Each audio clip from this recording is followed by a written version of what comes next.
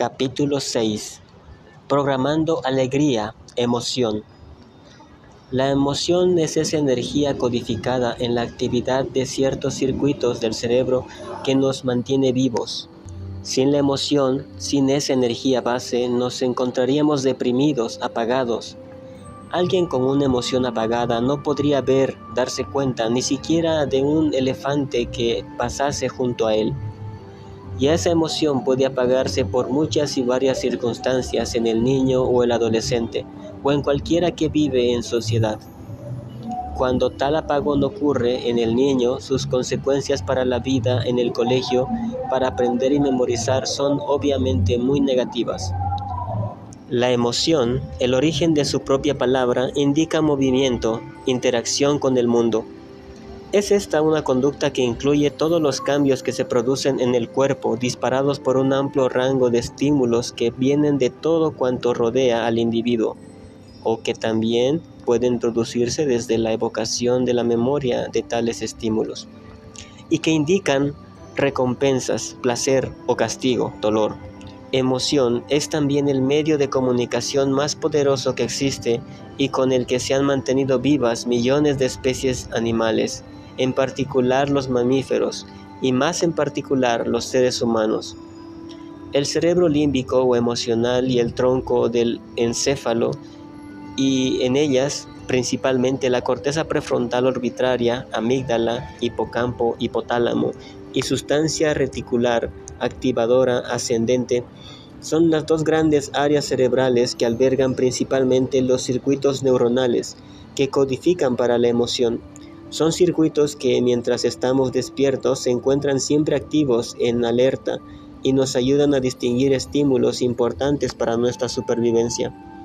Las emociones encienden y mantienen la curiosidad y la atención, y con ello interés por el descubrimiento de todo lo que es nuevo, desde un alimento o un enemigo a cualquier aprendizaje en aula. Las emociones, en definitiva, son la base más importante sobre la que se sustentan todos los procesos de aprendizaje y memoria.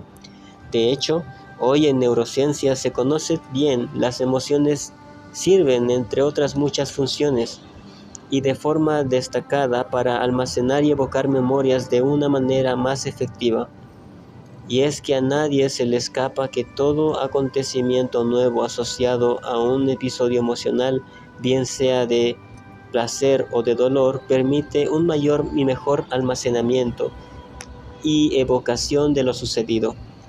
También la información emocional es básica para la elaboración de cualquier función mental y el buen funcionamiento de las relaciones sociales. Es más, las ideas, que son los átomos del pensamiento, que se elaboran en circuitos neuronales en las áreas de asociación de la corteza cerebral, ya lo hacen impregnadas de significado, bien sea placentero o doloroso, o de la amplia paleta de colores emocionales que constituyen el mundo humano. Por tanto, la emoción es también un ingrediente básico del proceso cognitivo del razonamiento. Hoy comenzamos a saber que el binomio emoción-cognición, procesos mentales, es un binomio indisoluble, y ello se debe al diseño del cerebro y a cómo funciona. Los abstractos, los conceptos que crea el cerebro, no son asépticos de emoción, sino impregnados de ella. Esto ya nos debe alertar acerca de la importancia de la emoción tanto para el que aprende como para el que enseña.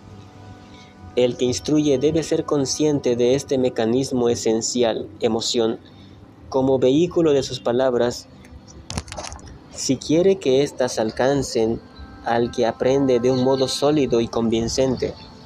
Y esto hay que saberlo bien, máxime hoy que en nuestra cultura, en los colegios, incluso a los niños pequeños, se les enseñan conceptos cognitivamente complejos, de modo aséptico, desconcepcionados de tantas veces de significado emocional. Y esto es un error, pues nada se puede llegar a conocer más que aquello que se ama, aquello que nos dice algo. Por eso son importantes las palabras y cómo se utilizan. Las palabras son el vehículo del conocimiento, y en la enseñanza debe ir siempre acompañado por emoción, La palabra, aún hoy en día, de tanta accesibilidad a medios técnicos, sigue siendo el centro de toda enseñanza. El que enseña utiliza la palabra lo mejor que puede, y a partir de la palabra, de cómo utiliza y cómo se entona, se puede crear ese atractivo capaz de activar la atención del que escucha y aprende. Instrumento luminoso, ya desde los tiempos de la Roma clásica, de la palabra en la Roma de hace más de 2000 años, decía Marcelino Méndez Pelayo. El arte de utilizar la palabra en público, con corrección y belleza, sirviéndose de ella para simultáneamente agradar y persuadir, tuvo en Roma un uso temprano y prolongado. En Roma la oratoria impregnaba gran parte de la vida pública y su valor era reconocido en los tribunales, discursos judiciales, en el foro, discursos políticos y en algunas manifestaciones religiosas, elogios fúnebres. Y termina don Marcelino. El arte de hablar bien se convierte también en un instrumento educativo de primera magnitud. Pero no solo la emoción es relevante en la palabra y en esta no solo en la palabra hablada o en la escrita, en la lectura, sino también para las matemáticas. Nada de ello cobra vida y se articula con el razonamiento sin el pegamento emocional. Y junto con esto, en la toma de decisiones, cualquier decisión se basa o tiene también un fuerte componente emocional. En el estudiante, adolescente o universitario en particular, y en su oficio de aprender, las decisiones se toman cada día, cada hora, cada minuto, desde elegir qué carrera estudiar en la universidad hasta ese cotidiano asistir o no a una clase un día. Estudiar por la tarde tras las clases de la mañana, con qué asignatura comenzar o dentro de las asignaturas escogidas, con qué tema hacerlo y dentro de ese tema, qué trozo, según sepa mejor o peor tema, o representarme o no al examen, evitando o aceptando el castigo de un suspenso. Y así, un largo etcétera, donde miles de pequeñas decisiones se basan en las emociones, es decir, en lo que más nos gusta versus lo que menos, en el placer versus displacer. A todo lo que nos antecede hay que poner un añadido importante. Refiere a ese componente de las emociones genuinamente humano, que son los sentimientos, esto es, a la reacción subjetiva de las emociones. Las emociones son mecanismos inconscientes. Los sentimientos son, por el contrario, la experiencia consciente de una determinada emoción. Y hasta donde alcanzamos a saber, solo el ser humano experimenta sentimientos. Los sentimientos son el proceso que nos lleva a conocer las emociones a través del miedo, placer o frustración y encontrar esos sentimientos de bienestar ante muchas y diferentes situaciones personales. El trabajo bien hecho o las hechas por otros, el aplauso de un maestro a un buen estudiante y a otros muchos sentimientos como aquellos que con el aplauso refuerzan el esfuerzo del estudiante por conocer y mostrar esos nuevos conocimientos a los demás. Todo ello es de una poderosa influencia en el mundo, no solo del que aprende, sino también del que enseña. Hoy se habla mucho de un apagón emocional que ocurre en muchos niños en algún momento de su periodo escolar y que se ha relacionado con el hecho de vivir en una sociedad estresada, cuyas consecuencias alcanzan la intimidad de la familia y las relaciones familiares. El estrés genera un estado de acciones y reacciones personales de tensión constante. Cuando estos procesos se ponen en marcha de un modo lento, constante e insidioso, al niño le oprime una sensación de agobio mental inconsciente, repetido a lo largo de los días, los meses y quizás los años. Lo cierto es que una vez entronizado este estilo de vida, se instrumenta una respuesta orgánica patológica permanente.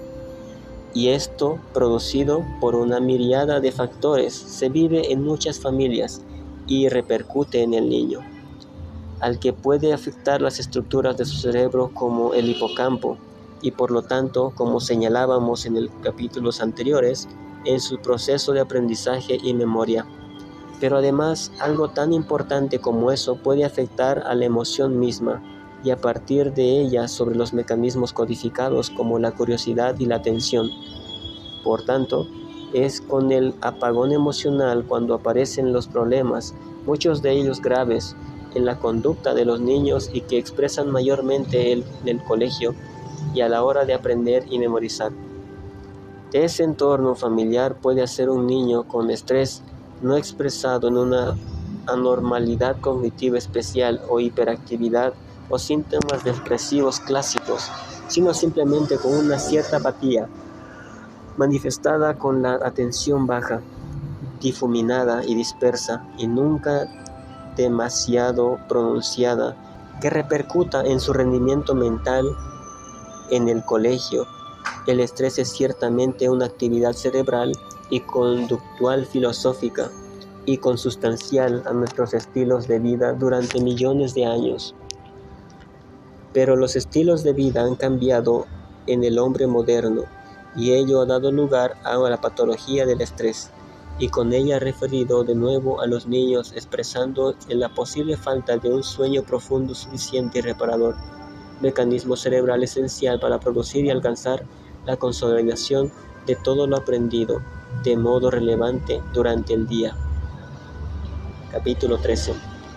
Y a síntomas como la irritación y la desatención que hemos mencionado. Cuando este proceso se pone en marcha, altera la conducta del niño y de modo poco aparente. Cuando este proceso se pone en marcha, altera la conducta del niño de un modo poco aparente. Hoy se conoce un tratamiento efectivo y poco costoso que mejora los síntomas producidos por este tipo de estrés. Me refiero a la práctica del ejercicio físico aeróbico. Los efectos del ejercicio físico aeróbico funcionan a cualquier edad, desde el niño, el adolescente, al adulto y al anciano. Este tipo de ejercicio practica con regularidad rebaja de respuestas estresantes, interejercicio y modula y cambia la configuración del cerebro en aquellas áreas que tienen que ver con el aprendizaje y la memoria. De hecho, se han dado cuenta los especialistas y frente a la idea surgida hace unos años, en particular en Estados Unidos, de que había que rebajar el número de horas semanales dedicadas a la gimnasia y los deportes, y dedicarlas en su lugar al duro aprendizaje abstracto. Ahora, de nuevo, a la luz de los beneficios sobre el cerebro, produce el ejercicio físico aeróbico. Se ha regresado a la idea de potenciarlo y dedicarle tiempo suficiente en los colegios. Estudios recientes lo han venido poniendo de relevancia. Uno de ellos en particular resulta muy interesante. Fue un estudio realizado en Suecia, en el que se comprobó que jóvenes en el rango de edades comprendido entre los 15 y los 19 años, aquellos practicando ejercicios físicos continuado y alcanzar algunas puntuaciones en esta materia, también fueron los que obtuvieron una más alta de puntuación en los test de consideración, elementos como inteligencia global y verbal, y en general comprensión verbal y pensamiento lógico-matemático. Lo interesante de este estudio fue además que adecuado de muchos jóvenes fueron evaluados 50 años más tarde, con independencia de que en el intervalo de estos años hubieran seguido o no haciendo ejercicio. Aquellos que habían practicado ejercicio físico en su juventud demostraron tener mejores habilidades mentales durante el envejecimiento. Esto tiene que ver con lo que se conoce como reserva cognitiva, y es que hasta hace bien poco tiempo se pensaba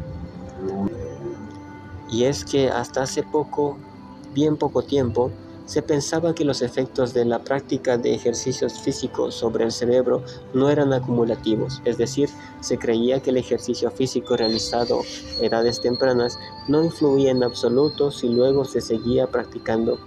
Durante el envejecimiento tardío, este no puede ser el caso a juzgar por las investigaciones más actuales. En definitiva, todo aquello produce la adquisición de conocimientos como la curiosidad, atención, la memoria o la toma de decisiones que refiere a esta energía que hemos llamado emoción. Detectar fallos o un apagón emocional puede convertirse en una tarea central en el mundo neuroeducador.